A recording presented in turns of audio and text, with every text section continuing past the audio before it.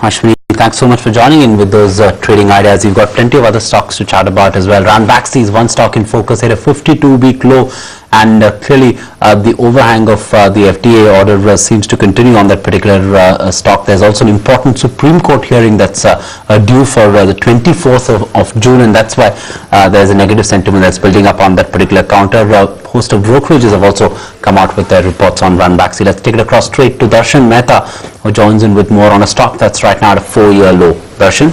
Well, clearly you put it right, it's at a 4-year low, and clearly, with a lot of pharmaceutical companies, if you see, if there is any kind of issue as far as their manufacturing facilities are concerned, the market just seems to start moving away from the stock, and clearly that is something that has happened on Ranbaxy.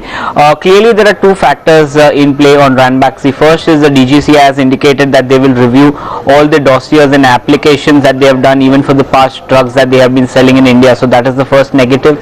The second negative is the fact that there was a plea filed in the Supreme Court here indicating that if Ranbaxy could sell adulterated drugs in the US, why not in India also? So clearly at this point of time on 24th is when the Supreme Court will hear this plea in terms of whether Ranbaxy is going ahead and selling adulterated drugs in India also from their two plants. One of them is the Paonta Sahib plant in Punjab, and the second is the Devas plant in Madhya Pradesh. So clearly that is a negative, and ever since Ranbaxy admitted to doing all this and they decided to pay a fine of almost $500 million to the US FDA, it's been seriously downhill for the counter. So clearly all these pressures coming on Ranbaxy, and clearly the investors are now awaiting the judgment, because if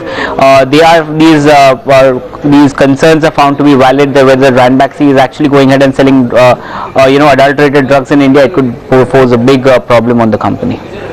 Okay, Darshan, leave it at that. Ranbaxy continues to reel under pressure, and it's a good 3.5% knock that you're currently seeing on the stock.